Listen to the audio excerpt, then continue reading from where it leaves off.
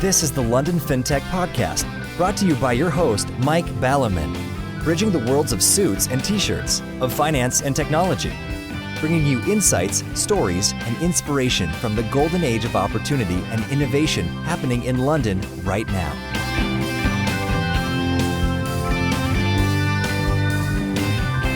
Hi, this is Mike Ballerman. This is London FinTech Podcast, episode 80. Brought to you in association with Smart Pension, Synchron and Archover. I'm delighted to be joined today by Jason Dupree, CEO of Privitar, a data privacy firm, to discuss data privacy. I guess it's a topic we're all familiar with in one way, shape or form, but what's the word from the inside? What does it mean to design privacy as opposed to add it on the top like hundreds and thousands sprinkled on a trifle? In our increasingly totalitarian state, the word privacy is an interesting one in itself, as privacy is increasingly being legislated against rather than guaranteed. In an interesting announcement in an otherwise very dull election campaign in the UK, the Liberal Party announced that if they get into power, they will repeal the UK's draconian spying laws where everyone is subject to all of their private data being read by a zillion government agencies. I recall seeing the list, and something like the Parks Agency was even on it. Now, for far-off listeners, this is an easy statement for them to make, as the Liberals are currently polling in roughly single figures and have never won an election in the UK. However, what caught my attention was their analogy, that the laws, and the plans to expand them yet further, in old money amount to hiring a private detective for every person in the country who follows them around and knows everything they say and do, just in case that person commits a crime in the next year. Crazy, and also very hard to understand what privacy means in that context. So, privacy goes all the way from the philosophical, what is privacy, through the political, and how come MPs exempt themselves and the state, especially the deep state, exempts itself completely from scrutiny. And it goes all the way down to the far more practical level of IT engineering. It's also the topic of the GDPR, a blanket EU regulation of huge import. Whose data is it and what does privacy mean? Privitar are an example of RegTech that Mark Beeston described in LFP080 as enterprise tech that has broader applicability outside FS. And he should know, as Illuminate Financial are an equity investor in Privitar. Privitar's clients range across many sectors, including pharmaceuticals, retail, and telecoms, as well as FS. So maybe for once, we have here a guest who gets outside the citadel of FS. I wonder if it's a world of colour and sunlight out there. Plenty to talk about, so let's get on with the show. Hi Jason, thanks for joining me today. Good morning, Mike. Thanks for having me. It's great to be on the show. Now, Jason, you're rather like many people. After 80 podcasts, I'm getting to put people into archetypes or stereotypes, and you're typical of a small, highly productive, but perhaps quite crazy subset of guests and fintechers, in that you're one of these people who's doing everything at the same time. So you've got a business which is growing, which is an incredibly demanding thing on its own. You're busy having more and more babies, and you try and fit in things like triathlons. So I'm always very jealous of people who get anything done, let alone those who get lots done, because I get next to nothing done myself, and I can never find time for things. So how on earth do you make time in your life to do all these many and diverse things? Or is it just coffee?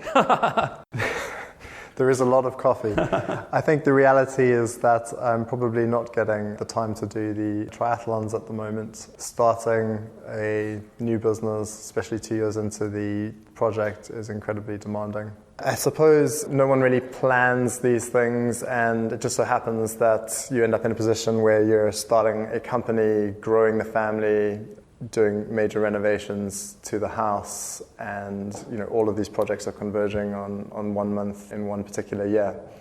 But I suppose the more you do, the more you manage to fit in somehow. Yes, that's true, actually. I mean, people always say that you never know what you're capable of until it's necessary to do it. They say this in all sorts of circumstances, whether it's sort of walking across the Antarctica because your plane crashed, or coping with all these things in life at the same time. And it's kind of become a bit of a rite of passage at the moment, which is that, and there are, I think, structural reasons for it, which is that you get quite a lot of startups and tech companies founded by people in their early 20s, which is great. But in the world of FS, which is heavily regulated and all that, by and large, the ones that seem to be succeeding more, to me, are those where people have got 10 years experience or so working or in startups or in FS and all that kind of thing. And then, of course, by definition, at that age, there's a good chance they're married, and by definition, there's a good chance they're married to someone roughly the same age, and therefore there's a good chance that they'll be having a sort of family at the same time. And And then it's a question of fitting everything in. And the world does change in that I recall when I joined the city some time ago, it looked really good being a 50-something because you got paid loads of money, you didn't do anything, you swanned around, had a few lunches and basically told someone what to do every now and then. And of course it's gone completely wrong because I'm actually having to work for a living rather than just swanning around and having lunch, although I do fit in the lunches as well. So going on to the career journey, I mentioned experience. So how did you get from schoolboy in shorts to where you are today? So you might have gathered that I am South African, but have lived in the United Kingdom now for just under 20 years, practically a lifetime. Essentially, I finished up at university in South Africa, at the University of Cape Town, and before graduation day even got on a plane and jetted down to Sydney, but decided that I wasn't quite ready for the sunny weather and the beaches and the relaxed lifestyle that offered. Well, another decade or two over here, you will definitely be ready for them. Indeed, and felt that I had to get closer to the action, as it were, so came to London with the intention of staying for a few years before heading back south. And couldn't have been more wrong, so ended up working for 2 software companies for 2 years and then deciding that I stood a better chance of doing something interesting on my own, and started my first business 2 years after landing, a software company called M35, which we grew together with my partner over a period of about 7 years before selling to Thomson Reuters. And it's interesting because, going back to the election, one of the political footballs we've been talking about for some time is immigration and, let's not go into that, but just empirical observation is that first-generation immigrants, which is, for example, my former mother-in-law was a first-generation immigrant. She came from Czechoslovakia when it was very communist and there was a very thick iron wall. Somehow the right kind of first-generation immigrants are incredibly successful and more successful than the average person who started here. And there must be something about the mentality, which is, you land somewhere and you've got to make it a success or something, as opposed to, you've been here from a baby and all you have remember has been in the UK and that kind of stuff. And maybe it's a bit like what I was saying about this comment that we never know what we're capable of until we're actually doing it and go, oh, we are. So is there some sense, if you come to, you say you were very fortunate in avoiding Australia, of course, you would want to end up there, ha. You avoided Australia, you came to the UK. Was there a sense that somehow you might have to make this work? Or was there a sense, because you're an individual who's changed companies, that you can make things happen as opposed to just fitting in at, Slaughter in May or something like that? No, I think that's true. And, you arrive in a new country with very little, network, very little in terms of resources, and you have no choice but to make it work. That said, London is also, back then and remains so, a fantastic place for innovation. Great melting pot, very diverse set of cultures and opinions, very well connected to the world. So it was a great place to think about starting a new business, and couldn't have chosen better, really, in that respect. Yes, it's always useful to be reminded that it is a land of opportunity. Again, you read the same sort of kind of free newspapers, no doubt, as I do, and there's always so much moaning going on about the UK and all that. But it's good to remind ourselves that people come here and there is a lot that can be done by able individuals. So you created a business, you created a startup before, and you obviously enjoyed it so much, or you're so crazy that you thought, I'll do it again. How did that work out? Did you wake up one morning and think, data privacy, I'm going to set up a data privacy firm? Indeed, and I guess I've always been passionate about technology, and moving into Thomson Reuters had a great exposure to the information world and the value of data. And these things have come together in really interesting ways over the last 5 years. Data represents an enormous amount of power, and as data has been collected and generated by technology companies, there's an imbalance of power that's been created between the companies holding data and data subjects. And that was just a very intriguing problem, partly inspired by my business partner, John Taysom, who had spent some time at Harvard a few years before, where he wrote an essay highlighting some of these concerns. So Thomson Reuters brought us all together, and rather serendipitously, I suppose, in the summer of 2014, the real question was, is there a business opportunity here, and can we help organizations do better in this area, in this space? Okay, so let's dive into data privacy. So starting with philosophical, what is data and what is privacy in this context. And I mention that because although it sounds quote of quotes obvious, I'm sure the devil's in the detail in just taking data. I think if I was given sort of 1 second to define what data is to save the planet, I'd probably sort of say, bits fully between computers or something like that in this context. But then while you're talking, I was thinking about this recent global worm that's affected computers and all that, and clearly a different type of data is the data that Microsoft had about a vulnerability and yada, yada, yada. So data can actually mean many things in many contexts, and we're always reading tech articles on big data and, yada, yada, yada. And I've never actually seen one where people reflect on, hang on, so what is data? Now, obviously it's something, having created this business, you've spent some time thinking about, and no doubt you have some sort of kind of definition of. Absolutely, and I think, taking a step back and thinking about privacy, defining privacy, well, we could spend half the morning having that conversation, and I don't think we have time to do that. So for the moment, let's think of privacy as the state of being unobserved. And data in this context, we can start by saying, well, what isn't it? And I think it's important to recognize that it's not crumbs, it's not footprints. People talk about a data exhaust. It's not that either. So data exhaust meaning? Not many people I speak to talk about data exhaust. I don't mix in the right circles. The output from a process, it makes it sound ephemeral, it makes it sound semi-permanent. The reality is that the data we generate and collect, the digital life that we're leading today, is a permanent fixture, right? As individuals, we strive towards cashless transactions where every transaction we make is recorded forever. We use social networks where our social interactions and the way we think is profiled. We use apps that are geolocation aware so that our position of every moment of every day is recorded forever. And so this is really what we mean by data. It is big data, and big data is essentially data about people. So in this context, it's kind of stuff about people, really. So going back to the Investigative Powers Act, or whatever it's called in the UK, one of the things there is that, whoever it is needs to hand over your browsing history, because that's some sort of data, what have you been browsing, and all that kind of stuff. One thing that springs to my mind in this context of hearing the word data is I quite like to hierarchy. Funnily enough, I heard it from a Burmese monk many, many years ago, which is the hierarchy of 4, which is that you've got data at the bottom. Once you've got enough data, you've got some information. Once you've got enough information, you get knowledge. And then the top of it all, which certainly doesn't really apply to IT at this stage, is wisdom. So you've got data, information, knowledge, and wisdom. So, on that basis, again, there's many ways of defining it. On that basis, data is literally just the sort of, the hardware, the bits or something like that. The information is actually what those zeros and ones mean in terms of your browsing history. The knowledge is, hey, Mike goes to these really strange places and, hangs out with some odd people, da-da-da-da-da. And then the wisdom is somehow coming from a completely different place to put all that into context. And I think what's changed significantly, in terms of the way we think about this problem is that we now actually have data. And this has really changed largely due to the proliferation of new sensors, the most obvious candidate being your mobile phone.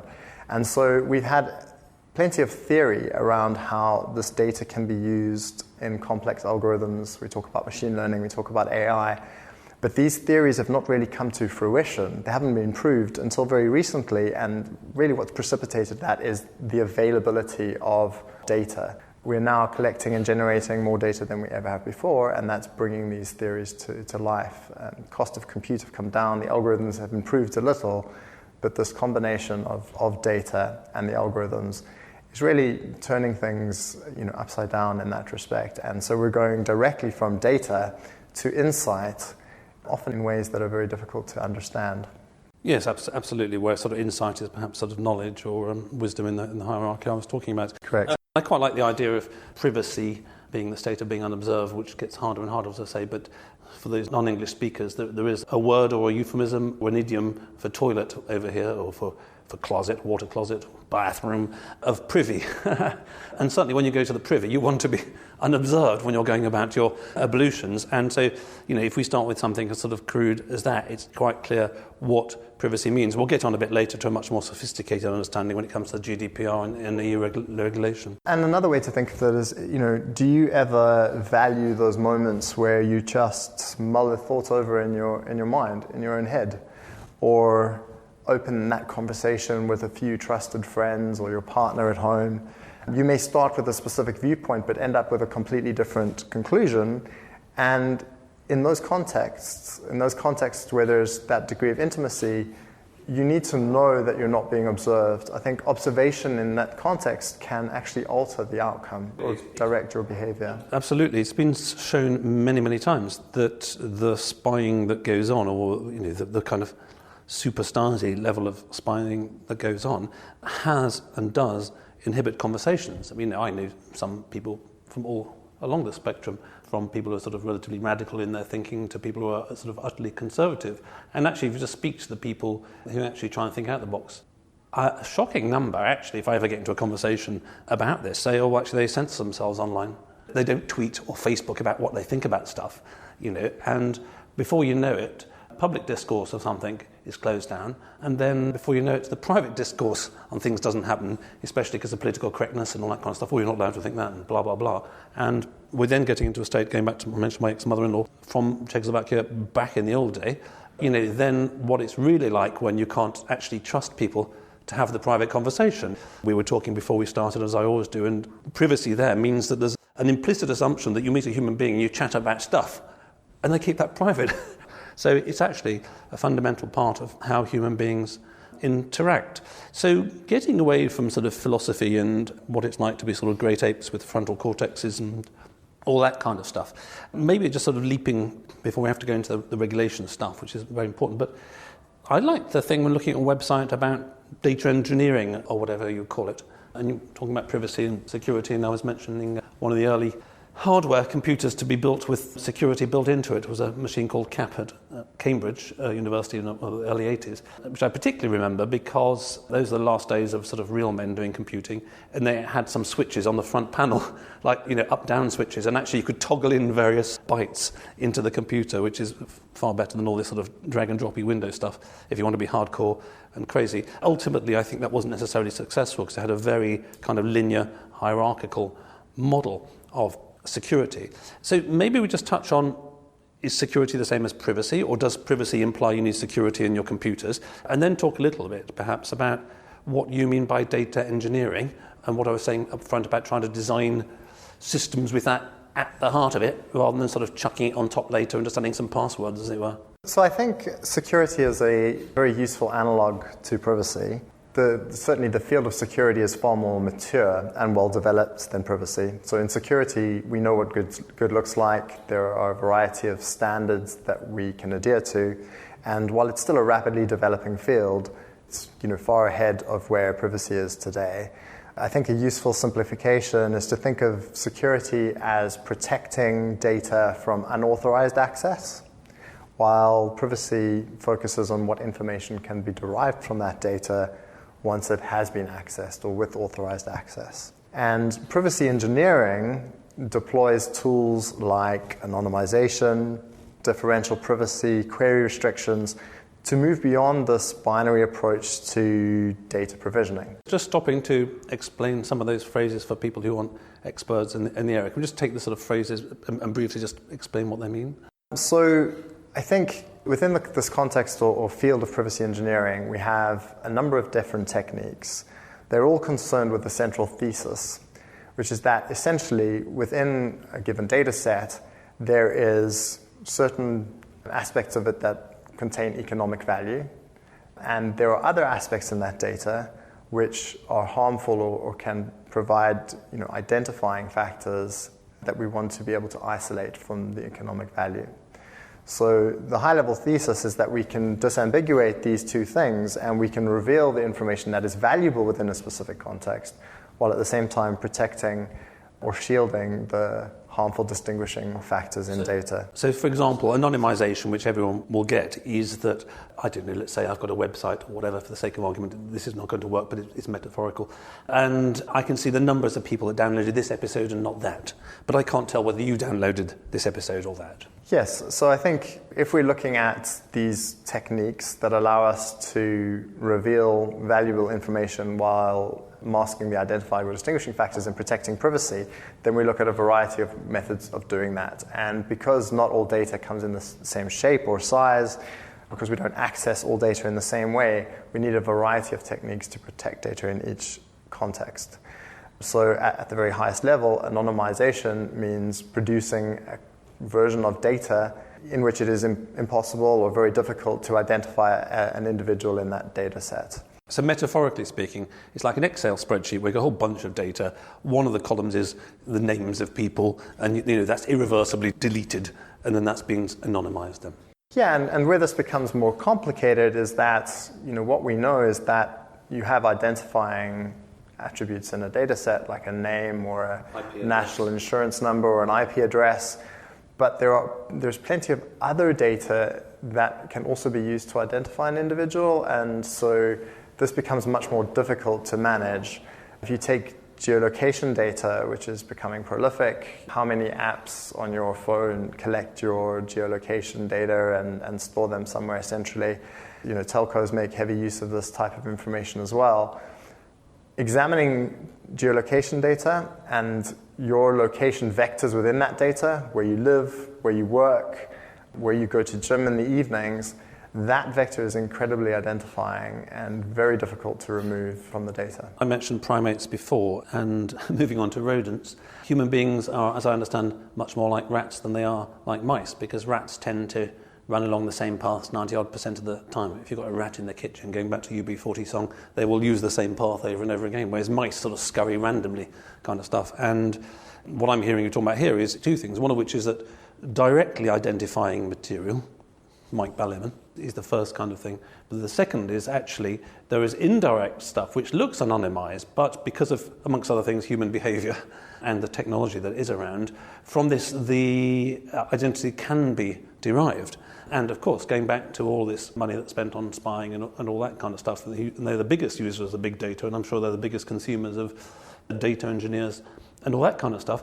Like most things, the state of the art is to be able to derive knowledge, like the knowledge of the person, from more and more kind of anonymized data. I presume it doesn't suddenly shut off. Let's say we've got an Excel spreadsheet with 256 columns, and I delete the name column. Oh, I think it's gone. But then you come back and say, oh, Mike, well, actually, here's a geolocation history column. And from that, actually, you can work it out. Oh, shit, I better take the one out, so that one goes as well. But I presume that there's no stage where you get to 100% of the privacy removed on complex data sets, because someone clever enough can use something which you wouldn't even think of. Correct, and that's why we have to look to other techniques. And I think the important thing to note there as well is it's not just about identifying you. From the same data, we can derive things about you. So we can begin to profile the individual. From that same geolocation data, we can identify your social networks. We can identify your sexual orientation. We can identify the size of your family. So once we start to layer in this level of profiling, that's when people start to become uncomfortable because of the huge insight that can be derived from that data and the observations that we can draw from this information in a way that the average citizen doesn't quite realize. And going back to privacy from whom, I mean, using my privy analogy of the loo, where by and large most people lock the door and don't want to be observed by anybody as they're going about their businesses. When you were talking, I was thinking about Facebook, who were just fined this morning by the French data authority for something around the privacy thing. And I was thinking of that as an example where privacy isn't as absolute as the idea about not being observed, because actually people can have differential levels of privacy. I'm glad to say I'm not a Facebooker, but as I understand, there's some stuff you share on Facebook which quotes your friends, your connections, to use a better term. Your connections can see, but people to whom you're not connected can't. So how does, going back to the privacy engineering, how does that kind of perspective on privacy work, which is that there are different classes of people who I'm happy to see different levels of information? I think this is key to the whole philosophy of privacy by design, which says that we should only expose as little information as is required in every phase of the data lifecycle as is needed for that particular phase. So it's about having those controls in place. It's about being able to have a controlled release of information as is required in each phase of the lifecycle. We're not talking about absolute privacy here. That's also important in the commercial context. We want to have trusted relationships with certain entities, perhaps our bank or our mobile operator, because by sharing certain information with those organizations, we get a better service, we get a better product. So we want to be in control of what is shared, we want to understand the implications of that sharing process, and we want to know and trust that organization to take due care with that data. But we're not looking for a solid boundary. We're not looking to restrict that sharing completely. Yes, so that probably leads quite nicely, given that I hope we've sort of shown that data privacy isn't as simple as it sounds, and there's implications with implications, into the GDPR, this EU regulation that's coming up. I mean, I went to a sort of breakfast seminar which recently at Fox Williams, which barely touched on the topic, but did give sort of a fairly wide angle on what was happening and why it was happening. And I think by and large what they were saying was that a lot of it is actually very sensible. It expands on the data protection we had already. There were some interesting ideas about extraterritoriality and that kind of stuff. And maybe from your perspective this is wonderful because it's one of these things which stimulates organisations to actually have to do something by a certain date, and therefore they need to take action.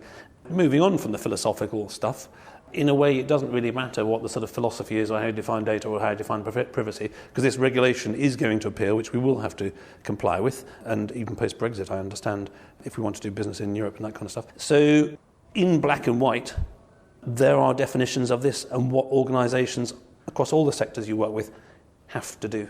So we could do a whole series of podcasts on the GDPR if I remained awake. We don't have time for that. Many people listening will be deeply familiar with it because they're up to their neck in it themselves. For those who aren't, what do you think the key elements of the GDPR that you'd like to share with the listeners? Sure. I think the focus typically is on the headlines, so the scale of the fines that can be levied against firms for contravening the Act. And the scale of the fines are? Well, 2 to 4% of global revenue of the ultimate parent company. So we're talking quite a lot. About a huge step up. And you mentioned the France Data Protection Authority issuing that fine of 150,000 euros to Facebook.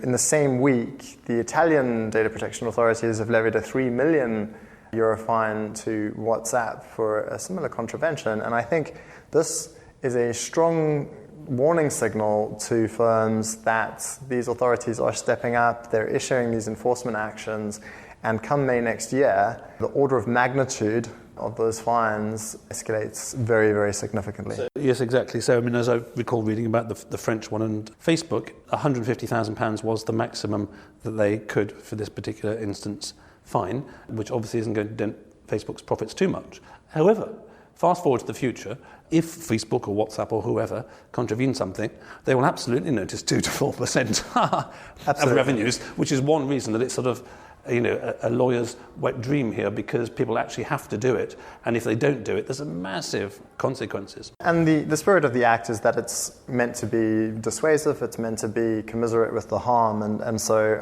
I think that will definitely satisfy those requirements. But I think taking a step back, those are the headlines, and I think people are broadly familiar with those challenges.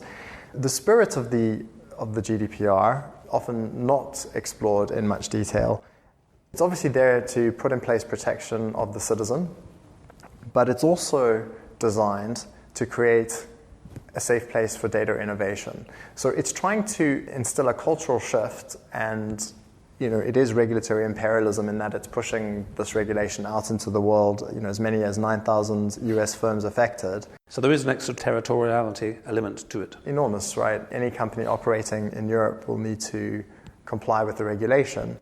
But really what it's saying is, know your data, understand what you have, understand how it's being used, so transparency over processing, be in control of that data, be able to remove data if required, and be able to manage very carefully the consent for use of that data from your customers. And the whole point of that is to engender trust in that system.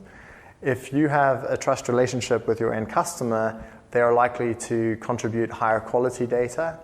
They're likely to consent to the use of that data in that ecosystem, which has a positive sum game across the piece. And having said we've disposed with philosophy, it does actually occur to me that one bit that comes back is that, as far as I understand, one of the central elements of the thinking behind this is that people own their own data, which is a thing that sort of knocks on to open API banking and sharing information in open banking going forwards. So the attitude has changed, the mentality has changed from for the sake of argument, Facebook or Amazon. And I mention these not as companies who get it wrong. These are companies who spend a lot of effort trying to get it right and trying to comply with regulation around the world and give you a good service and yada, yada, yada. But historically, I might have seen, for example, I don't know, my browsing history on Amazon, something that's Amazon's got is Amazon's because they're collecting it. Whereas the mentality of this, as I understand, is actually, no, it's not Amazon's, it's mine, because it's my browsing history with a capital My. Well, you'll certainly have greater control over what these companies can do with your data. And I think as an individual, you do have a responsibility to decide who you trust and respect, to use that information, and you'll be in much better control of it with the new regulations because consent will have to be far more explicit. That said, typically we express as individuals, this is a human condition, we express concerns about data privacy, but often behavior is different. So I don't think that it's right to leave it to individuals to make those decisions entirely. We tend to discount the potential harm of doing anything very dramatically if that potential consequence is a long time in the future.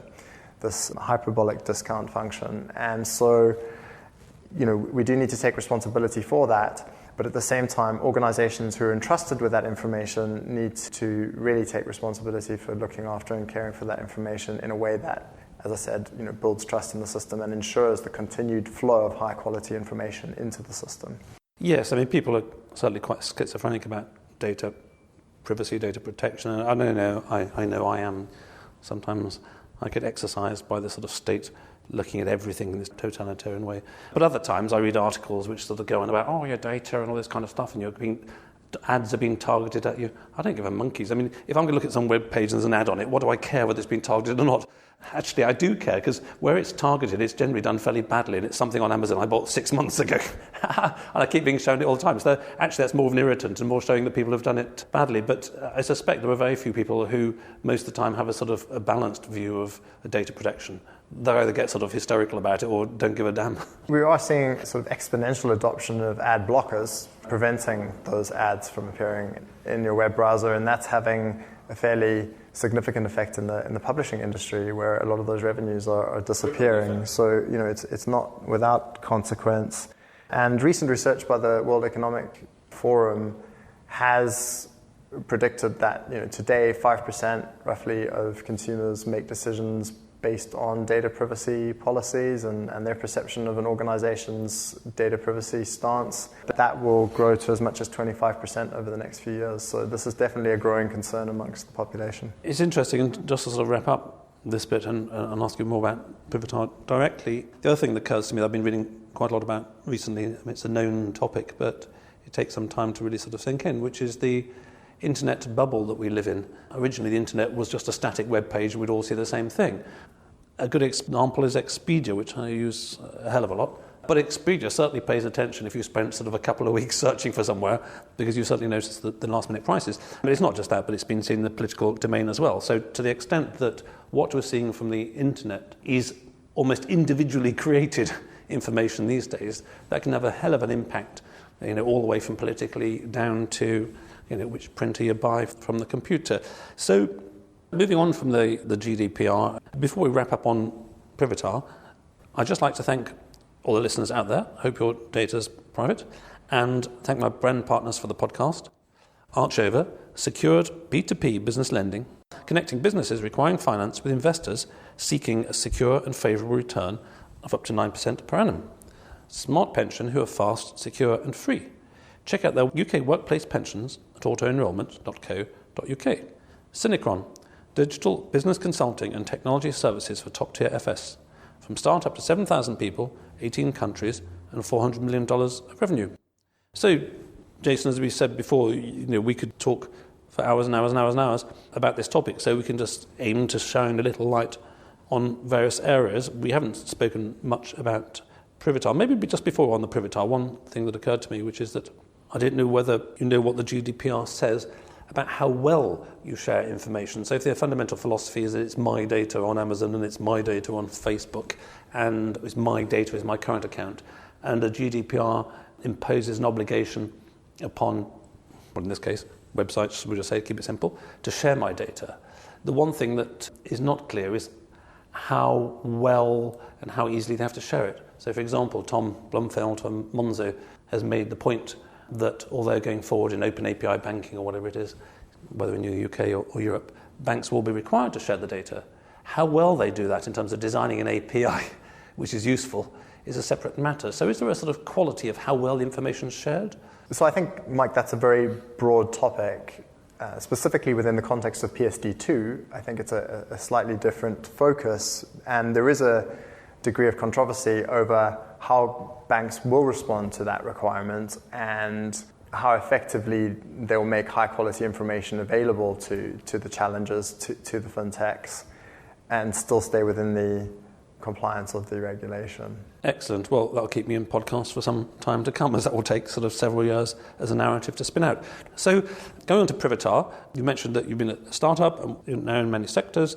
So where are you at the moment, and where are you going, and which of the thousands and thousands of listeners really should be checking you guys out as having some potential commercial relevance to them? So Privitar is based in London. We're growing rapidly. We've built a great cross-disciplinary team really at the intersection of this problem of data, cybersecurity, regulation. And we're helping organizations across all industry verticals really make data more broadly available within their organization, particularly sensitive data, enabling sharing and collaboration with innovation partners, so actually being able to drive and expose sensitive data outside the boundaries of the organization. And importantly, build insight over existing sensitive operational data stores and creating a huge amount of value there. So really removing the obstacles and barriers to innovation, ensuring regulatory compliance, and bringing risk down across the data estate. One thing we haven't touched on so far is, are you doing this via products or via services? Are you sort of selling products, or are you doing kind of consulting at the extremes, or is there some mixture? So privacy engineering is a deeply technical field and is a nascent field. I think we can draw some parallels to machine learning and AI. Much of the seminal academic work has occurred over the last decade, but we're really only seeing commercialization of these techniques over the last few years.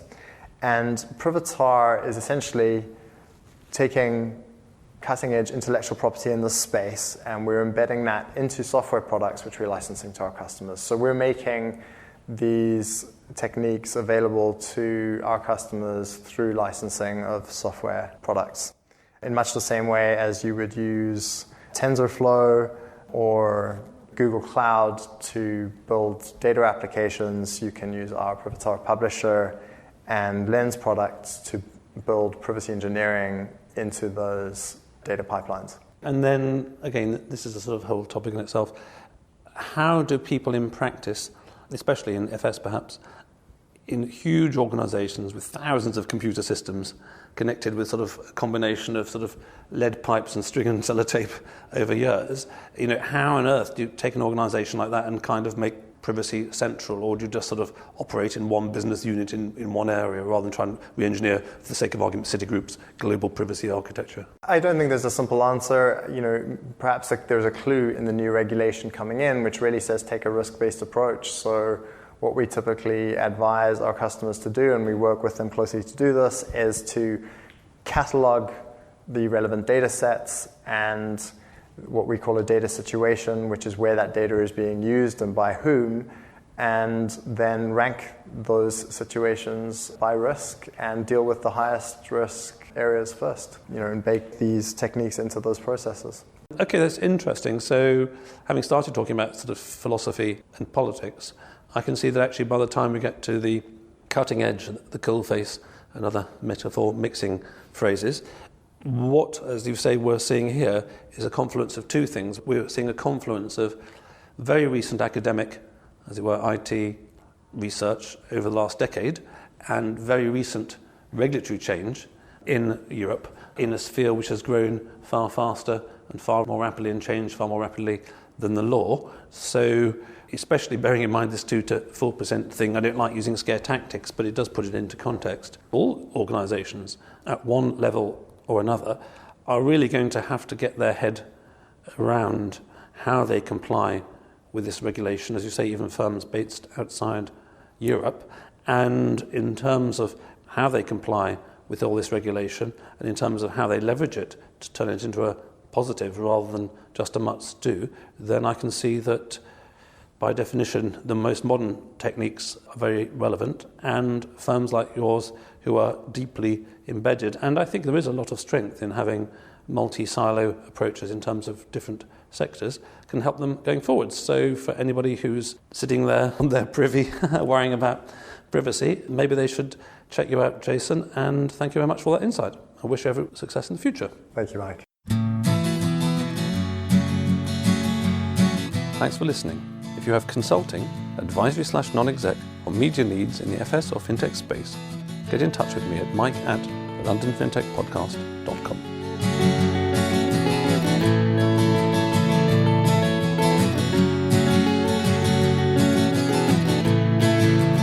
We could sit in a vendor all day, watching the firelight dance, watching the firelight dance.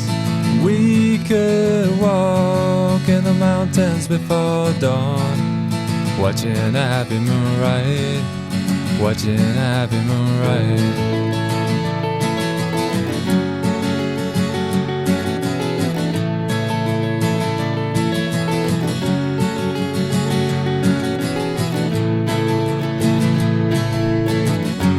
Come away from the city, with the tarmac so dead and the people so sad.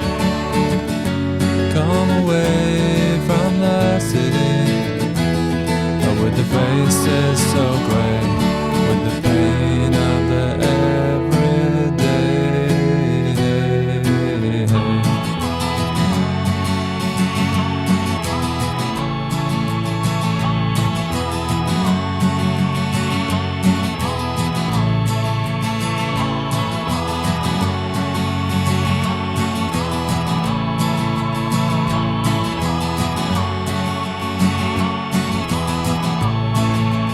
We are wild like the mountains and the trees. Can you see what I mean? Can you see what I mean? We fit in between the earth and the sky. Kiss the city goodbye, wave the city goodbye, wave the city goodbye. The city goodbye. Watch the firelight dance with me. Watch the firelight dance with me. Watch the firelight dance with me. Watch the firelight dance with me. Watch the firelight dance with me. Watch the firelight dance with me. Watch the firelight dance with me. Watch the firelight